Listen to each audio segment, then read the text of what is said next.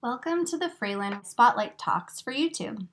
Before we begin, I encourage you to use these videos interactively.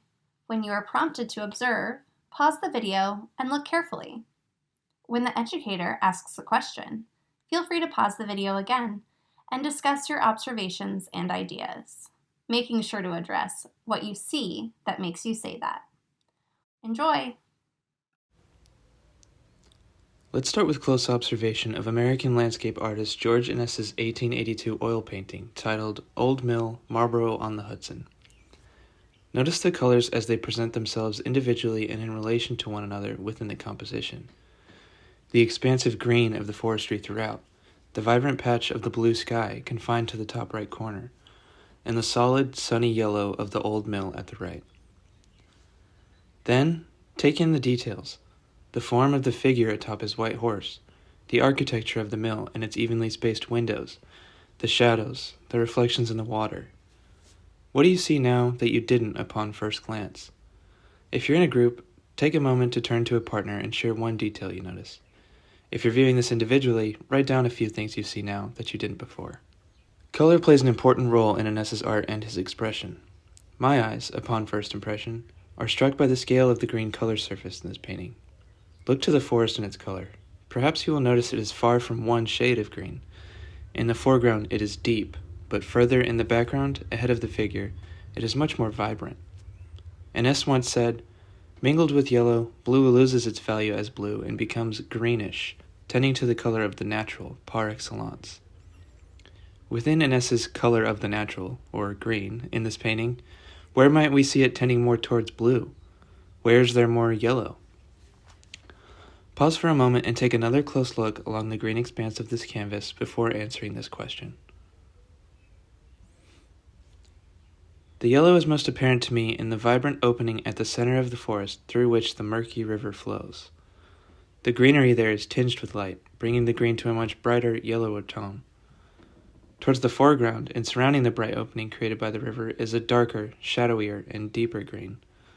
Certainly, this green gives the impression more of blue than yellow in its deeper tone and character. However, the contrast of the different greens throughout the forest remain near to each other in space and in harmony as one color. Green, the color of the natural. Interestingly, the components of green separate themselves into two distinct forms directly adjacent to the forest. Yellow in the mill and blue in the sky.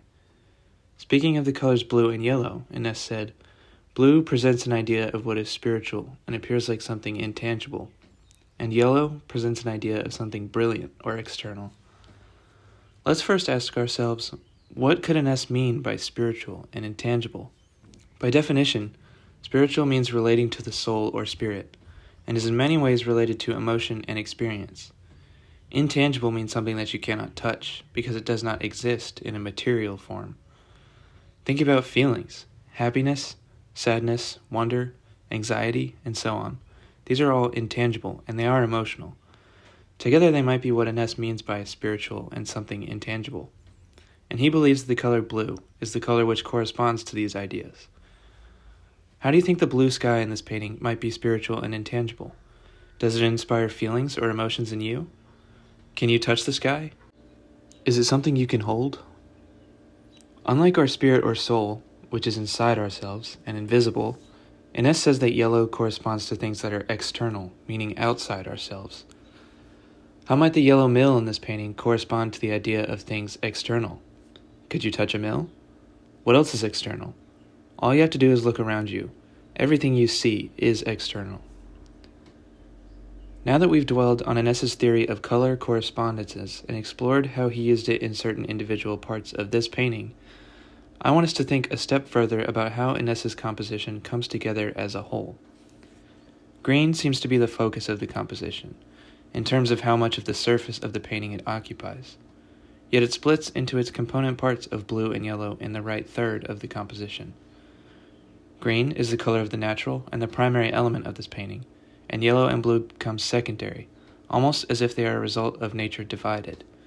In this relationship, nature seems to take on its role as the source of all things, both internal and external. The yellow mill is simply green without the blue, or nature without spirit, purely external. Look closely at the mill. What is it made out of? I see wood and stone, natural materials manipulated by humans to serve a material purpose. The mill is shelter and production, existing completely outside of ourselves, yet it would be nothing without nature. Then, the blue sky. It is green without yellow, or nature without material. It is pure spirit originated in nature. Finally, I have one more question that I think ties this painting together beautifully. What is at the center of the green, blue, and yellow forms of this painting? Or should I say, who? You will notice here a lone figure atop his horse, directly beneath the sky and between the mill and the forest. He faces away from the mill, his horse standing in the shallow waters of the creek. Notice the color of the figure and the horse. He is wearing white, and his horse is white. Inness said that the color white corresponded to light and wisdom. We don't know much about this figure. It looks to me like he is about to dive into the depths of the forest ahead of him. Yet, as we see him now, he is right on the border between the green side of the image, represented as a forest, and the blue and yellow side, represented as the sky and mill. Perhaps he is preparing to depart, or perhaps he is just arriving at his destination. What do you think? Is he about to embark on a journey? Where is he going? Or where did he come from? Why do you think the artist would place a human figure in this specific part of the composition? And what could it mean that he is the color corresponding to light and wisdom? What might this figure know that makes him so wise? I hope that this painting has taken on a deeper and more personal meaning to you after our close viewing. Thank you for watching and participating in our questions. Whether you're under the blue sky, in a big city, or immersed in nature, I hope that in the future you can take the time to reflect on how what you see corresponds to your own internal feelings and emotional experiences of the outside world. We hope you've enjoyed this Writer's Eye Spotlight Talk. Please reach out to the Education Department with any questions or feedback. Our email is museumoutreach@virginia.edu.